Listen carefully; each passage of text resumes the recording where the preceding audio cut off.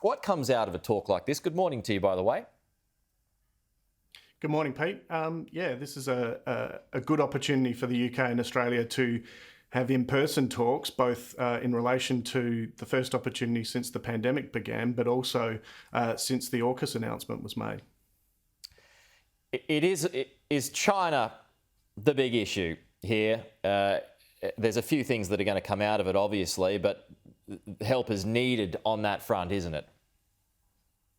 That's right. And, the UK's position on China has changed in recent years. They were certainly courting investment in the early part of the last decade. But as the Hong Kong national security law took hold and concerns were voiced in the UK about Huawei and its participation in the UK 5G network, that position between the UK and China has significantly deteriorated, and the UK has significant concerns about China's role in the world. Yeah, it's funny that you say that, because there were diplomatic tensions at the time. I remember those when the UK was pushing ahead with Huawei, and that ended up being a reversal, but things well and truly back on track now. But I guess if there is a plus, Tyson, for us, is that the UK has been willing to put itself at odds with China over the past several months now.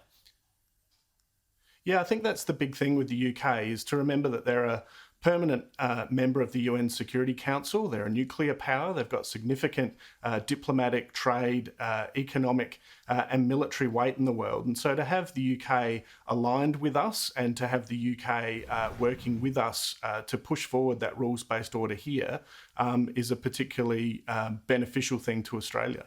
Yeah, we're just looking at these live pictures. That's the Defence Minister, Peter Dutton, as well as his British counterpart, Ben Wallace, just arriving at Kirribilli House at the moment too. When it comes to, AUKUS is obviously going to be talked about, isn't it, Tyson, and the subs deal. Perhaps what's going to be part of it is that the Brits will be able to temporarily park some nuclear subs here. How significant would something like that be?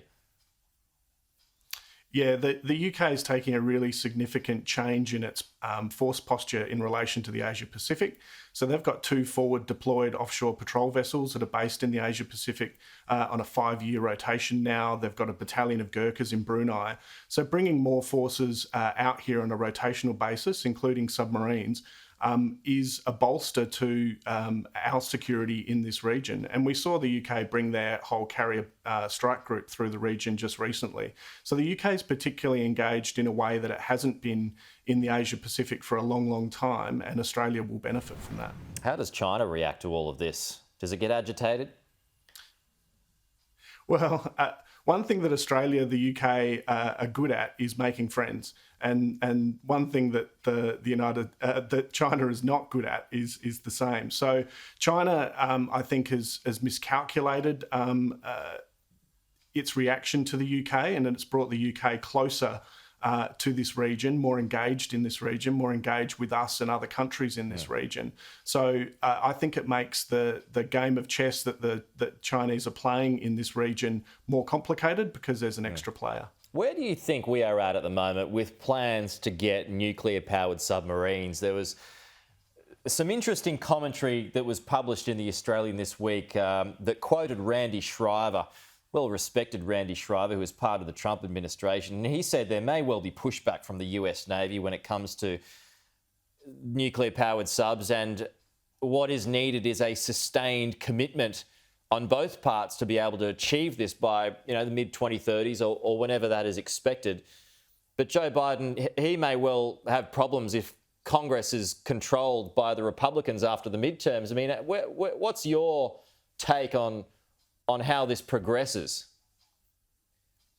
From what we understand, there is a fair bit of support within both the bureaucracy and the US Navy in the US for this cooperation, but it's really early days. So I think all the building blocks are there, and I think the commitment is there from the United States and the UK to work with Australia.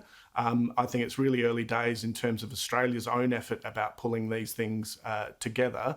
And it's tempered by the fact that we really struggled to run a program for a conventional submarine. So the idea of building a nuclear submarine, which is several factors of complexity greater than a conventional submarine, I think we have to address those issues here in our own system before we worry too much about how it might be perceived in the US.